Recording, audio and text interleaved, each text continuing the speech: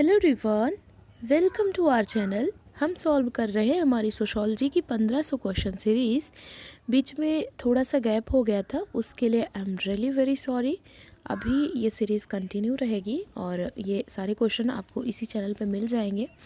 तो अगर आप चैनल पे नए हैं तो इसे सब्सक्राइब कर लीजिए और अपने जो नए फ्रेंड्स हैं उनके साथ में शेयर कर दीजिए। अगर वीडियो पसंद आती है तो इसको लाइक कर दीजिए और कमेंट करके बताइए कि आपको वीडियोस कैसी लग रही है। एंड और भी कोई प्रॉब्लम है तो वो भी आप कमेंट में बता सकते हैं। तो देर ना करते हुए शुरू करते हैं। पहला क्वेश्चन है आपकी स्क्रीन पर। किसने कहा था संस्कृति कृषि तथ्यों, प्राविधिक तथ्यों, सामाजिक तथ्यों तथा मानसिक तथ्यों की उपज है? ये किसने कहा था कि जो संस्कृति है ये कृषि तथ्यों, प्राविधिक तथ्यों, सामाजिक तथ्यों तथा मानसिक तथ्यों की उपज है? ये आपको बताना है।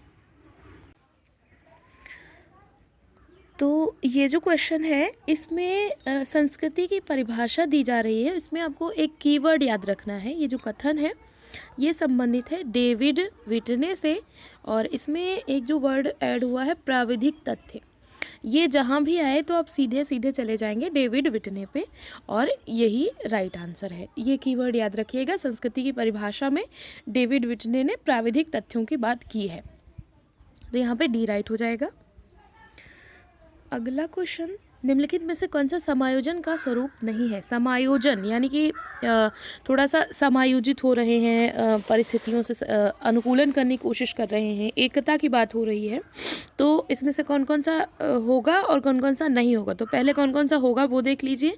तो देखिए, समायोजन की बात हो रही है तो समझौता होगा, मध्यस्थता होगा और थोड़ा बहुत आप सहनशील भी आपको होना पड़ेगा कि आप दूसरे जो लोग हैं या दूसरे धर्म हैं उनके प्रति आपको थोड़ा सा सहिष्णु रहना पड़ेगा। उनके जो बाकी उनकी जो संस्कृति है उसको मान्यता देनी पड़ेगी। तो सहनशीलता आपके अंदर होनी चाहिए, तो सी भी होगा। लेकिन झगड़ा नहीं होगा, क्योंकि समायोजन की बात हो रही है तो झगड़ा नहीं होगा। तो यहाँ पर डी जो है राइट हो जाएगा। अगला क्वेश्चन, समाजशास्त्र के दो भागों के रूप में सामाजिक स्थितिकी और सामाजिक गतिकी की चर्चा किसने की है? सामाजिक स्थितिकी और सामाजिक गतिकी, सोशल स्टैटिक्स और सोशल डायनेमिक्स। बहुत ही इजी क्वेश्चन है, बहुत ही इजी क्वेश्चन है।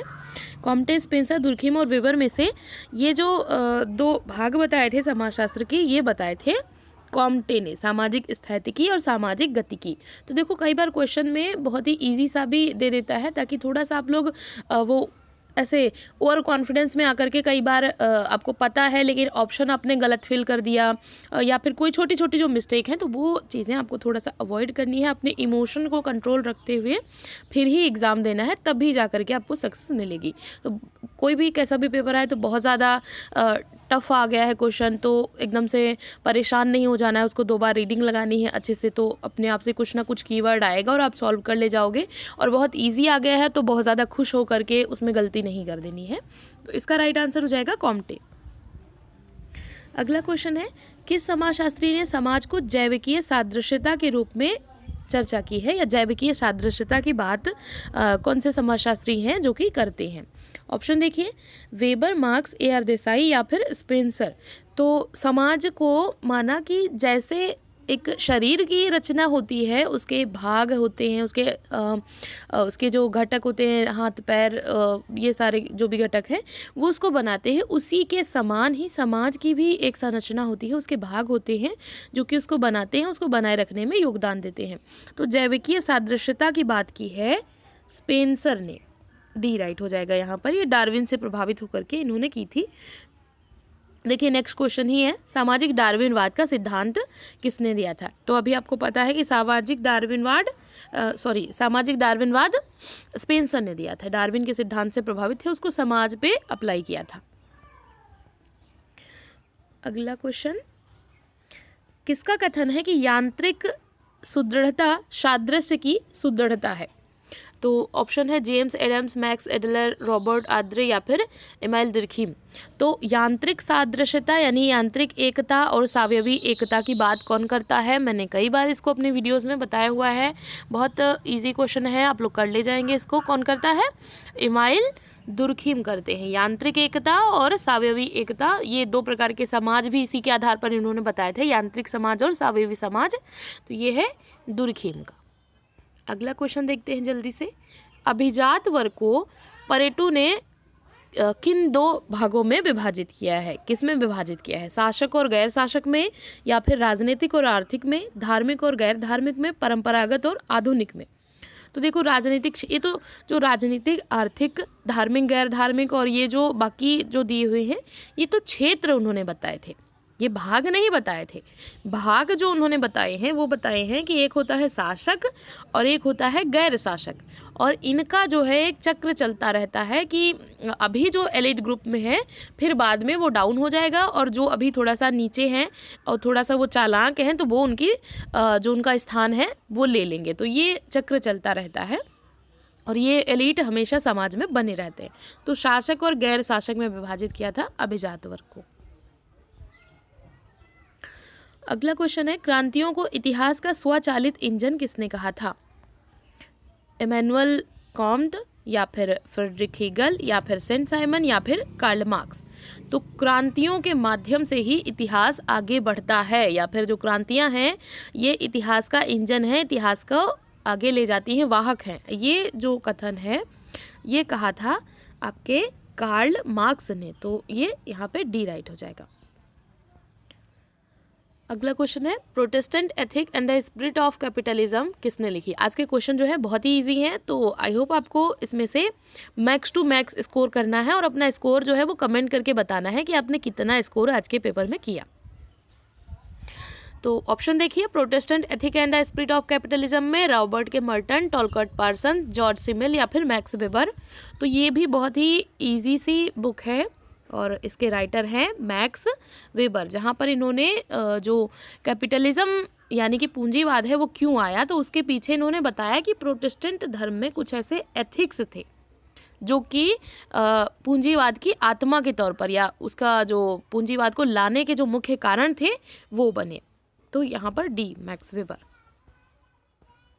नेक्स्ट क्वेश्चन, ब्रटलैंड रिपोर्ट में सतत विकास की आधिकारिक परिभाषा किस वर्ष में हुई? देखो बहुत ही इंपॉर्टेंट ये रिपोर्ट आई थी, जो कि आई थी सस्टेनेबल डेवलपमेंट से संबंधित, वहीं से ये सस्टेनेबल डेवलपमेंट को ज़्यादा प्रायोरिटी दी गई है। तो ये किस वर्ष में आई थी आपको ये बताना है, 1987, 1980, 1978 या फिर 1992। तो ब्रटलैंड जो रिपोर्ट है ये आई थी आपकी 1987 में। ए यहाँ पर राइट हो जाएगा, बहुत इंपॉर्टेंट है, इसको याद कर लीजिए। अगला क्वेश्चन, भारत में कौन सी पंचवर्षीय योजना अंतिम थी? 10वीं, 11वीं, या फिर 12वीं, या फिर 13वीं? तो कौन सी पंचवर्षीय योजना के बाद में फिर पंचवर्षीय योजनाएं बनना जो थी वो बंद हो गई थी? तो ये आपका है 12वीं पंचवर्षीय योजना। यहाँ तक पंचवर्षीय योजनाएं रही हैं, यहाँ तक योजना आयोग रहा है, उसके बाद फिर योजना आयोग का नाम बदल करके नीति आयोग कर दिया गया और पंचवर्षीय योजनाएं जो हैं वो खत्म कर दी गई। तो 12वीं पंचवर्षीय योजना जो थी ये अंतिम रही है। अगला क्वेश्चन है, थियोडोर लेविट ने किस शब्द को लोकप्रियता दिलवाई? थियोडोर लेविट ये एक जो सिद्धांतकार हैं, ये किस शब्द से ज़्यादा संबंधित हैं, या इनकी कृतियों में किस शब्द को इनकी वजह से लोकप्रियता मिली? वैश्वीकरण, पश्चिमीकरण, निजीकरण, या फिर उदारीकरण? तो थियोडोर लेविट जो है ये, अगर आपने वो ग्रीन वाली जो बुक मैंने एक आपको रेकमेंड करी है दोषी जैन की, तो वो जो आधुनिक समाजशास्त्रीय सिद्धांतकार है, तो उसमें इनकी पुस्तक का नाम भी है बहुत ही क्लियर वर्ड में, और आपको पता होगा कि ये संबंधित है वैश्वीकरण से। यहाँ पर ए राइट हो जाएगा। Next question, the mind and society नामक पुस्तक के लेखक कौन है? C.W. Mills, R. Michel, G. Mosca, या फिर V. परेटो? तो ये भी आसान सा प्रश्न है। द माइंड एंड सोसाइटी ये जो पुस्तक है इसके लेखक हैं विल्फ्रेडो परेटो। अब यहाँ पर माइंड एंड सोसाइटी है तो परेटो हो जाएगा, और माइंड सेल्फ एंड सोसाइटी हो जाता, सेल्फ इसमें और ऐड कर देते तो फिर वो पुस्तक हो जाती किसकी? मीड की। कौन से मीड? G.H. मीड। देखो दो मीड है तो कंफ्यूज मत होना, G.H. मीड, ठीक। और यहाँ पर द माइंड एंड सोसाइटी सिर्फ इतना ही है, सेल्फ नहीं है, तो ये परेटो की हो जाएगी। अगला क्वेश्चन देखिए, नातेदारी में वर्गात्मक व वर्णात्मक संज्ञाएं किसने दी हैं? SC. Dube, Andre Beteille, Tylor या फिर मॉर्गन? तो नातेदारी में वर्गात्मक और वर्णनात्मक की बात की है आपके मॉर्गन ने। ये मॉर्गन का कॉन्सेप्ट है, वर्गात्मक और वर्णनात्मक। कुछ ऐसे नातेदारी या कुछ ऐसे शब्दावलियाँ नातेदारी की होती हैं जो कि एक वर्ग में सबको संबोधित करती हैं, और एक होती हैं जिनसे आपको पहले से ही पता चल जाएगा, वो वर्णन करती हैं कि कौन है। जैसे आप बोलोगे पिता, तो पिता आप सिर्फ एक ही को बोल सकते हो। अंकल बोलोगे तो अंकल की कैटेगरी में फिर आपके मामा आ गए, चाचा को भी बोल सकते हो, फूफा को भी बोल सकते हो, मौसा को भी बोल सकते हो। तो वो एक ब्रॉड कैटेगरी हो गई। तो वर्गात्मक और वर्णात्मक संज्ञाएं। अगला क्वेश्चन है, धार्मिक पंथ में सत्ता का प्रकार है, कैसा प्रकार होता है धार्मिक पंथ में? परंपरागत, नौकरशाही, बुद्धि संगत या फिर विधिक? तो देखो, धार्मिक की बात हो रही है तो धार्मिक में लीगल जैसा कुछ होता नहीं है धार्मिक पंथ में। बुद्धि संगत यानी रैशनल, तो ये तो नहीं होगा। नौकरशाही जैसा कुछ होता नहीं है। कौन सा बच रहा है? परंपरागत, यानी कि ए जो है राइट आंसर है यहाँ पर। अगला क्वेश्चन देखिए, कौन सा कारक द्वंद्ववादी विश्लेषण से संबंधित नहीं है? द्वंद्ववादी विश्लेषण से संबंधित नहीं है। वाद, प्रतिवाद, अतिरिक्त मूल्य या फिर संवाद? तो वैसे तो अगर संघर्ष सिद्धांतों से पूछता तो यहाँ पर संघर्ष सिद्धांत से तो सभी संबंधित है, मार्क्स ने इन सभी की बात की है लगभग। लेकिन पूछ रहा है द्वंद्ववादी विश्लेषण। तो द्वंद्ववादी विश्लेषण अगर आपने जो मार्क्स का जो द्वंद्वात्मक सिद्धांत है वो पढ़ा होगा, तो वहाँ पर वो 3 चीज़ों की बात करता है। एक तो वाद, यानी कि एक जो मूल अवस्था है, फिर उसका प्रतिवाद होता है, उसका काउंटर होता है, और उसके दोनों के संयोग से एक नई अवस्था जन्म लेती है जो कि संवाद है। तो इन तीनों की बात की है, लेकिन अतिरिक्त मूल्य की बात इन्होंने द्वंद्ववादी विश्लेषण में नहीं की है। ये इन्होंने बताया है लेकिन अपने संघर्ष सिद्धांत में बताया है। यहाँ पर द्वंद्ववादी जो विश्लेषण की बात हो रही है वहाँ पर इसकी बात नहीं की गई है। तो सी इसका राइट हो जाएगा। अगला क्वेश्चन, विचलित उपसंस्कृति के सिद्धांत की व्याख्या किसने की है? क्लीनार्ड, कोहेन, दुर्खिम या फिर मर्टन? तो विचलित उपसंस्कृति ये जो कॉन्सेप्ट है ये संबंधित है आपके कोहेन से। बी यहाँ पर राइट हो जाएगा। अगला क्वेश्चन, इनमें से सामाजिक परिवर्तन का कौन सा सिद्धांत ये बताता है कि परिवर्तन संघर्ष और क्रांति के द्वारा होता है? चक्रीय सिद्धांत, द्वंद्वात्मक सिद्धांत, प्रकारवादी सिद्धांत या फिर रेखीय सिद्धांत? तो कौन सा सिद्धांत है जो कि ये बताता है कि परिवर्तन जो है ये संघर्ष और क्रांति के द्वारा होगा? तब तक परिवर्तन नहीं होगा जब तक समाज में संघर्ष नहीं होगा और क्रांति नहीं होगी। तो आपको थोड़ा सा आइडिया लग गया होगा, मार्क्स से संबंधित है, और वो किससे संबंधित है? द्वंद्वात्मक सिद्धांत से। तो जो संघर्षवादी विचारधारा है या जो द्वंद्वात्मक सिद्धांत है वो कहता है कि परिवर्तन तभी होगा जब 2 वर्गों के बीच में संघर्ष होगा और अपने हितों के लिए दोनों आपस में टकराएंगे, क्रांति आएगी, और उसके बाद क्रांति के पश्चात परिवर्तन होगा और एक नया युग आएगा। बी राइट हो जाएगा। अगला क्वेश्चन, परेटो ने शासक एवं अशासक अभिजन की अवधारणा किससे ली है? सेंट साइमन, सी राइट मिल्स, मैकियावेली या फिर सिगमंड फ्रायड? तो परेटो ने शासक अशासक अभिजन की अवधारणा किससे ली थी? किससे वो प्रभावित रहे हैं, ये यहाँ पर पूछ रहा है। शासक और अशासक जो अभिजन की बात है ये यहाँ पर ये किससे प्रभावित रहे हैं? तो ये प्रभावित रहे यहाँ पर ये सेंट साइमन से। वैसे शासक वर्ग की जो अवधारणा है वो मिल से भी संबंधित है, तो यहाँ पर इसका राइट आंसर सेंट साइमन हो जाएगा। अगला क्वेश्चन है, सांप्रदायिकता औपनिवेशिक ज्ञान का एक रूप है, किसने बताया था? ज्ञानेंद्र पांडे, केम पडिक्कर, महबूबुल हक या फिर पॉल बरान? तो सांप्रदायिकता जो है इसको औपनिवेशिक ज्ञान का एक रूप बताया, यानी जहाँ पर उपनिवेशवाद या उसका जो ज्ञान है वो आएगा तो वहाँ पर संप्रदायवाद, सांप्रदायिकता वगैरह फैलेगी। ये सारी बातें कौन करता है? तो ये जो कथन है ये संबंधित है ज्ञानेंद्र पांडे से। ए राइट हो जाएगा यहाँ पर। न्यू कोटेशन है, याद कर लीजिए। इनमें से कौन भूमिका निर्गम की चर्चा करते हैं? रॉबर्ट विरस्टीट, रॉल्फ लिंटन या फिर मर्टन या फिर फुक्स एबॉग? तो भूमिका निर्गम इसकी बात कौन करता है? तो यहाँ पर आप थोड़ा सा इंग्लिश इसका वर्ड देख लीजिए, वरना फिर आप कंफ्यूज हो जाएंगे तो इंग्लिश का जो इसका जो ट्रांसलेशन है वो होगा रोल एग्जिट।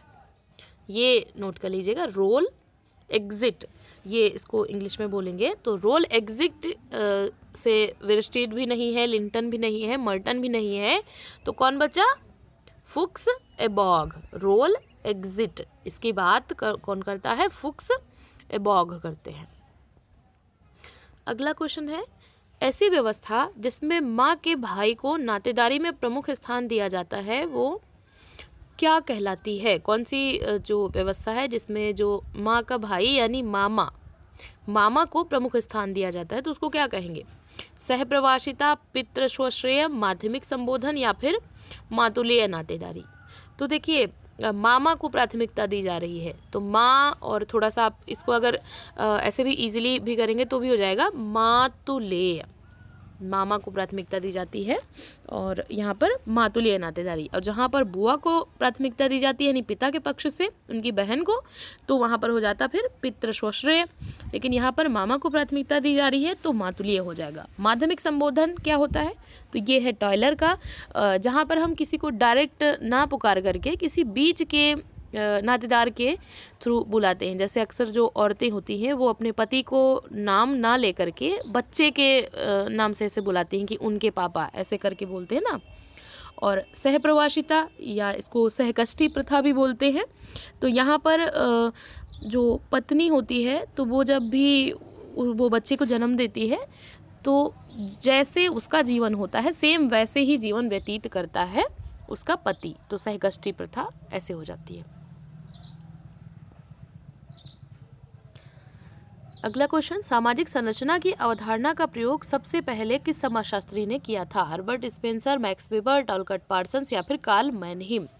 तो सामाजिक संरचना इसको सबसे पहले यूज किया था आपके हर्बर्ट स्पेंसर ने, यहाँ पर ए राइट हो जाएगा। अगला क्वेश्चन, तारवाड़ एक मातृवंशीय संयुक्त कुटुंब है जो इस राज्य में पाया जाता है। तारवाड़ एक जो एक तरीके का परिवारों का एक संकलन है, एक संयुक्त कुटुंब है जो कि कहाँ पर पाया जाता है? महाराष्ट्र, केरला, असम या फिर उड़ीसा। तो देखो तारवाड़ जो होता है ये नायरों का एक विस्तृत परिवार का रूप है। नायर जो लोग हैं उनमें विस्तृत परिवार का एक रूप है तारवाड़, और वो नायर कहाँ पाए जाते हैं? केरल में। तो यहाँ पर बी राइट हो जाएगा। अगला क्वेश्चन, समनर ने सामाजिक समूह को किन दो भागों में बांटा है? सामाजिक समूह के कौन कौन से दो भाग बताए समनर ने? तो ये तो बहुत ही आसान सा प्रश्न है। समनर ने बताया है अंतः समूह और बाह्य समूह। अच्छा, आपको अगर याद है तो आप कमेंट में बताइए कि ऐच्छिक और अनिवार्य तथा वे वयम समूह और वे समूह यानी हम समूह और वे समूह, विषम स्तरीय और सम समूह, इनके कॉन्सेप्ट किसने दिए थे? जिसको भी याद है कमेंट करके बताइए। कमेंट करने से क्या होता है, आपको डबल मेहनत पड़ती है और इस तरीके से वो चीज़ें ज़्यादा टाइम तक आपको याद हो जाती हैं। तो यहाँ पर कमेंट करके बताइए कि ये जो अदर कॉन्सेप्ट दिए हुए हैं ये किसने दिए थे। चलिए अगला क्वेश्चन देखिए, स्तरीकरण को व्यक्तियों के विभिन्न समूहों के बीच संरचित असमानता के रूप में परिभाषित किया जा सकता है। किसने कहा था कि स्तरीकरण क्या है? व्यक्तियों के जो अलग अलग समूह हैं इनके बीच जो समानता है उसके बीच उसके रूप में हम परिभाषित कर सकते हैं। ऑप्शन है हैरी जॉनसन, एंटनी गिडिंग्स या फिर माइकल हरलम्बोस या फिर पिट्रिम सुरुकिन। तो स्तरीकरण ये व्यक्तियों के विभिन्न समूहों के बीच असमानता है एक तरीके की, ये कहा था आपके गिडिंग्स ने। यहाँ पर बी राइट हो जाएगा। अगला क्वेश्चन, अनुसूचित जनजाति के लिए राष्ट्रीय आयोग का सृजन भारतीय संविधान के किस संशोधन के द्वारा किया गया? 65वां संशोधन, 68वां संशोधन या फिर यहाँ पर हो गया 89th संशोधन या फिर 91th जो संशोधन है वो। तो राष्ट्रीय आयोग बनाया गया अनुसूचित जनजाति के लिए, एसटी जो ट्राइब्स जो हैं उनके लिए एक राष्ट्रीय आयोग का सृजन किस संशोधन के अंतर्गत किया गया? यहाँ पर संशोधन पूछ रहा है। तो यहाँ पर किया गया था ये 89th जो अमेंडमेंट है उसके तहत सी यहाँ पर राइट हो जाएगा। ये भी इंपॉर्टेंट है, करंट का है, नोट कर लीजिए। नेक्स्ट क्वेश्चन है, भारत की प्रजातियां एवं संस्कृतियां, इस पुस्तक के लेखक कौन है? इसका आप इंग्लिश वर्जन देख लीजिए, ज़्यादा इजी रहेगा। Races and cultures of India, races and cultures of India, इसके राइटर आपको बताने हैं। ऑप्शन है R C Guha, D N Majumdar, Irawati Karve, D P Mukherjee. आपको अब तक आइडिया लग गया होगा, races and cultures of India ये जो पुस्तक है डी एन मजूमदार की है, यहाँ पर बी राइट हो जाएगा। अगला क्वेश्चन है, ई ए रॉस ने समाजशास्त्र में किसको अध्ययन का आधार बनाया था? जो ई ए रॉस थे, इन्होंने अपना मुख्य तौर पर जो अध्ययन किया था वो किस पर किया था? सामाजिक स्तरीकरण पर, सामाजिक समूहों पर, सामाजिक परिवर्तन पर, या फिर सामाजिक नियंत्रण पर? तो ई ए रॉस की पुस्तक का नाम ही है सोशल कंट्रोल। तो इन्होंने मुख्य जो अध्ययन का आधार बनाया था, किसको बनाया था? सामाजिक नियंत्रण को। डी यहाँ पर राइट हो जाएगा। अगला question, planned economy for India नामक पुस्तक किसने लिखी थी? जवाहरलाल नेहरू, के विश्वेश्वरैया, या फिर महात्मा गांधी, या फिर मोंटेक सिंह अहलूवालिया? तो प्लान्ड इकोनॉमी फॉर इंडिया, इसके जो लेखक हैं ये हैं के विश्वेश्वरैया, यहाँ पर बी राइट हो जाएगा। ये भी इंपॉर्टेंट बुक है, नोट कर लीजिए या फिर याद कर लीजिए। याद कर लीजिए, बहुत अच्छा है, क्योंकि नोट करने में कई बार फिर आप भूल जाते हैं। अगला क्वेश्चन है, संप्रदायवाद में निम्न में से कौन सा तत्व नहीं पाया जाता? तो संप्रदायवाद में कौन सा नहीं पाया जाता? तो पहले कौन कौन से पाए जाते हैं वो देख लो। संप्रदायवाद, तो हम अपने संप्रदाय को प्रायोरिटी दे रहे हैं और दूसरे को हम थोड़ा सा बुरा मान रहे हैं या अच्छा नहीं मान रहे हैं, तो दूसरे के प्रति हमें असुरक्षा आएगी कि जो दूसरा धर्म है, संप्रदाय है, वो उसके प्रति हमें असुरक्षा की भावना आएगी।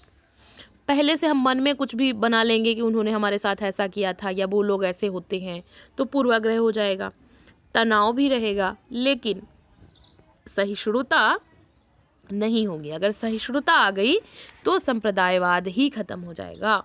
तो यहाँ पर सहिष्णुता नहीं होगी, डी राइट हो जाएगा।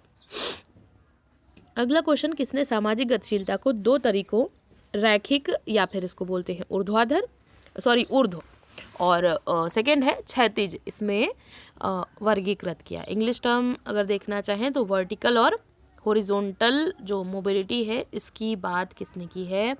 W P Scott, S M Miller, S M Lipset, P A Sorokin. बहुत ही कंफ्यूजिंग क्वेश्चन है और बहुत ही आसान सा भी है। तो ये जो क्वेश्चन है यहाँ पर मोबिलिटी की बात हो रही है, तो क्षैतिज और ऊर्ध्व गतिशीलता की बात करते हैं पी ए सोरोकिन। यहाँ पर अगर हो जाता क्षैतिज और ऊर्ध्व समूह तो हो जाता मिलर, लेकिन गतिशीलता की बात हो रही है तो सोरोकिन। अगला क्वेश्चन, समाजशास्त्र में भूमिका निर्वाह की अवधारणा किसने शुरू की? G H Mead, W I Thomas, या फिर सिगमंड फ्रायड, या फिर इमाइल दुर्खीम? तो भूमिका निर्वाह की बात किसने की थी?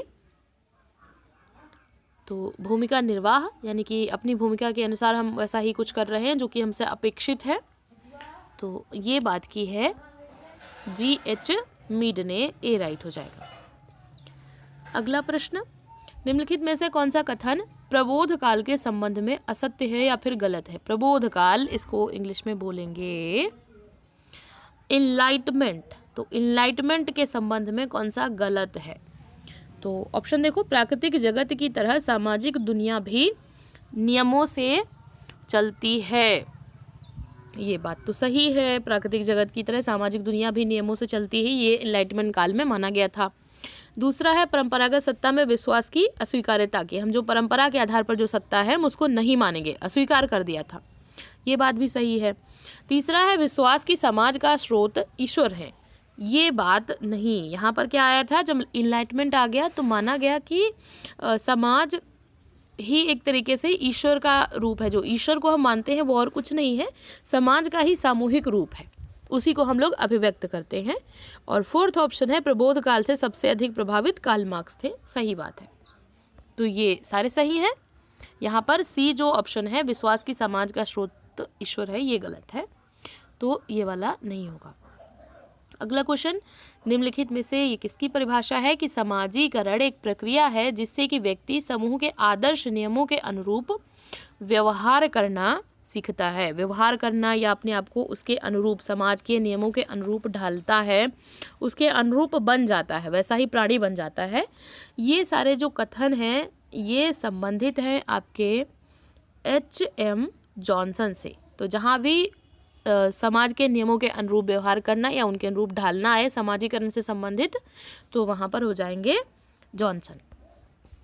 अगला प्रश्न, सामाजिक अंतःक्रिया वह प्रक्रिया है जिससे मनुष्य एक दूसरे के मनों में अंतः प्रवेश करते हैं, ये किसने कहा था? सामाजिक जो सोशल इंटरेक्शन है एक ऐसा प्रोसेस है जिससे जो मनुष्य है एक दूसरे के मनों में मन में अंतः प्रवेश करने का क्या मतलब हुआ कि एक दूसरे से इंटरेक्शन कर रहे हैं और एक दूसरे के जो मनोभाव हैं, जो फीलिंग है, उनका आदान प्रदान हो रहा है, थोड़ा सा कनेक्शन बन रहा है। तो ऐसा इनके कहने का तात्पर्य है। तो ये कथन किससे संबंधित है? A.W. ग्रीन, डॉसन एंड गेटिस, एल्ड्रिजेन एवं मेरिल, पार्क एवं बर्गस। तो ये जो कथन है ये संबंधित है आपके डॉसन एवं गेटिस से, बी राइट हो जाएगा। अगला क्वेश्चन, निम्नांकित में से कौन सी विशेषता सामाजिक वर्ग की नहीं है? प्रदत्त परिस्थिति, सार्वभौमिक विवृत समूह या फिर वर्ग चेतना। तो इसमें से सामाजिक वर्ग में क्या नहीं होगा? तो सामाजिक वर्ग में देखो वर्ग की बात हो रही है तो वर्ग में हमेशा अर्जित परिस्थिति होती है, हम उसमें जैसे हमारी क्वालिटीज़ हैं, जैसा हमने जो भी अचीव किया है वो रहेगा, प्रदत्त नहीं रहेगा। तो ये नहीं होगा, ये नहीं होगा। बाकी सार्वभौमिक, विवृत और वर्ग चेतना ये सब कुछ होता है। अगला क्वेश्चन, निम्नलिखित में से कौन सी नौकरशाही की अनिवार्य विशेषता नहीं है? तो नौकरशाही में क्या क्या नहीं होगा? लिखित नियम होगा, श्रम का विभाजन होगा, अवैयक्तिक संबंध होगा, लेकिन जो कम्युनिकेशन होता है वो मौखिक नहीं होगा, वो यहाँ पर होगा लिखित। तो ये नहीं होता है, बी। यहाँ पर कौन सा राइट हो जाएगा? बी राइट हो जाएगा, क्योंकि नौकरशाही में हमेशा लिखित होगा, ऐसे कुछ भी बोलने से नहीं होगा, फाइल व्यवस्था रहती है तो सब कुछ लिखित में कम्युनिकेशन रहता है। नेक्स्ट क्वेश्चन है, 2009 में सुरेश तेंदुलकर समिति ने इसे परिभाषित किया। 2009 में सुरेश तेंदुलकर जो समिति है ने किसको परिभाषित किया? भ्रष्टाचार, सांप्रदायिकता, गरीबी रेखा या फिर साइबर अपराध। तो जो सुरेश तेंदुलकर समिति है जो कि 2009 में बनी थी, इसने परिभाषित किया था गरीबी रेखा को। तो यहाँ पर सी राइट हो जाएगा। अगला क्वेश्चन देखिए, संयुक्त राष्ट्र विकास कार्यक्रम के द्वारा कितने सतत विकास लक्ष्य अपनाए गए हैं? जो संयुक्त राष्ट्र विकास कार्यक्रम है इसमें जो सस्टेनेबल डेवलपमेंट गोल्स हैं वो कितने रखे गए हैं आपको ये बताना है, 15, 17, 19 या फिर 21। तो ये एक दिन मैंने ग्रुप पे, जो टेलीग्राम ग्रुप है वहाँ पर प्रॉपर इसकी पिक भेजी थी और बहुत ही इजी वे में उसमें मैंने कोशिश करी थी आपको बताने की। 17 गोल्स हैं, बी राइट हो जाएगा। नेक्स्ट क्वेश्चन है, सामाजिक स्तरीकरण के संदर्भ में श्रेणी विभेदीकरण की उत्पत्ति की अवधारणा किसने दी है? श्रेणी विभेदीकरण, P.A. सोरोकिन या फिर मैक्स वेबर या फिर जॉन मिलर या फिर W.A. मूर। तो सामाजिक स्तरीकरण के संबंध में श्रेणी विभेदीकरण ये जो कॉन्सेप्ट है ये आपका संबंधित है W.A. मूर से, यहाँ पर डी राइट हो जाएगा। अगला क्वेश्चन है, समाजशास्त्र सामाजिक संस्थाओं का विज्ञान है, ये किसने कहा था? दुर्खीम, जॉनसन, मैक्स वेबर या फिर कॉम्ट। तो सामाजिक संस्थाओं का विज्ञान है, ये परिभाषा संबंधित है दुर्खीम से, यहाँ पर ए राइट हो जाएगा। अगला क्वेश्चन देखिए, दायभाग जो एक परिवार में जो संपत्ति का वितरण है या परिवार से संबंधित जो भी नियम है उनसे संबंधित है। दायभाग इसके प्रणेता कौन है? दयानंद सरस्वती, के सरदामनी या फिर P.N. प्रभु या फिर जीमूत वाहन। तो दायभाग जो एक तरीके का परिवारों में जो संपत्ति का वितरण है जो उनका नियम है, इसके प्रणेता रहे हैं जीमूत वाहन। अगला क्वेश्चन, किस समाजशास्त्री ने संस्कृति को भौतिक एवं अभौतिक संस्कृति के रूप में विभक्त किया? भौतिक संस्कृति और अभौतिक संस्कृति के रूप में किसने बांटा है? आगबर्न, मेलिनोवस्की, हर्स्कोविट्स या फिर E.B. टायलर। तो ये जो भौतिक और अभौतिक के रूप में बताया था आपके आगबर्न ने। जिसमें जो भौतिक संस्कृति है वो आगे निकल जाती है और जो अभौतिक संस्कृति है वो पिछड़ जाती है, और इसी को इन्होंने कहा था सांस्कृतिक पिछड़न या फिर कल्चरल लैग। अगला क्वेश्चन है, किसने कहा परिस्थिति संस्थागत भूमिका है? Robert K Merton, Kingsley Davis, Ralph Linton या फिर रॉबर्ट विरस्टीड। तो परिस्थिति को संस्थागत भूमिका के रूप में किसने परिभाषित किया है? तो संस्थागत भूमिका के रूप में परिभाषित किया है रॉबर्ट विरस्टीड ने। परिस्थिति और भूमिका साथ साथ चलते हैं और ये संस्थागत भूमिका है, रॉबर्ट विरस्टीड। अगला क्वेश्चन, निम्न में से कौन सा द्वितीयक समूह है? द्वितीयक समूह कौन सा है? एकल परिवार, क्रीड़ा समूह, समिति या फिर संयुक्त परिवार। तो द्वितीयक समूह की बात यहाँ पर पूछ रहा है। तो देखो, एकल समूह यानी छोटा समूह होगा तो वो प्राथमिक में होगा, क्रीड़ा समूह वो भी प्राथमिक में होगा, और आपका जो परिवार है, तो परिवार तो ऑब्वियस सी बात है कि वो तो आपका प्राथमिक ही होगा। तो द्वितीयक कौन सा होगा? कोई भी समिति, चाहे वो आर्थिक हो, चाहे शैक्षिक तौर पर हो, चाहे राजनीतिक हो, तो वो समिति जो होगी वो द्वितीयक रहेगी आपके लिए। तो यहाँ पर सी राइट हो जाएगा। अगला क्वेश्चन है, संस्कृति मनुष्य की कृति है तथा एक साधन है जिसके द्वारा वो अपने लक्ष्यों की प्राप्ति करता है। किसका कथन है? स्पेंसर, रॉबर्ट रेडफील्ड या फिर ईवी टॉयलर या फिर बी मेलिनोवस्की। तो संस्कृति को लक्ष्य प्राप्ति का साधन एक तरीके से बताया है। किसने बताया है? तो यहाँ पर देखो, मानवीय आवश्यकताओं की लक्ष्य प्राप्त करने का साधन और मानवीय आवश्यकताओं के लिए संस्कृति का होना या उसका प्रकार है, ये बात कौन करता है? मेलिनोवस्की, और यहाँ पर राइट आंसर भी मेलिनोवस्की।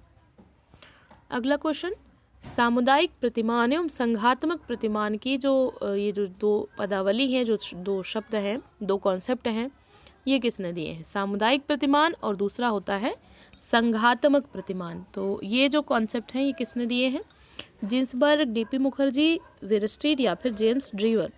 तो सामुदायिक और संघात्मक ये दो जो प्रतिमान है ये बताए हैं रॉबर्ट विरस्टीड ने। यहाँ पर सी राइट हो जाएगा। अगला क्वेश्चन, मैक्स वेबर ने कितने बड़े धर्मों का तुलनात्मक अध्ययन किया है? मतलब उनकी संख्या आपको बतानी है, 6, 7, 8 या फिर 9। तो ये इन्होंने किया है, 6 बड़े धर्मों का अध्ययन किया था। जो इनकी पुस्तक अभी आपने शुरू में देखी थी, Protestant ethic and the spirit of capitalism, में 6 महान धर्मों का अध्ययन किया था, वो भी ऐतिहासिक और तुलनात्मक विधि से, ये भी याद रखिएगा। और आज का लास्ट क्वेश्चन है, मर्टन ने सापेक्षिक वंचना के कितने उदाहरण प्रस्तुत किए हैं? 4, 6, 9 या फिर 11।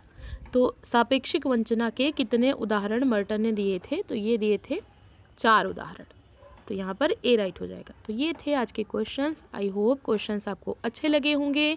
एक जो क्वेश्चन मैंने आपसे पूछा है उसका राइट आंसर जिसको पता हो तो वो बताएगा, और वीडियो कैसी लगी है ये भी कमेंट करके आप लोग बताएंगे। ऐसे ही पढ़ते रहिए, अपने गोल की तरफ आगे बढ़ते रहिए। वीडियो देखने के लिए थैंक यू सो मच।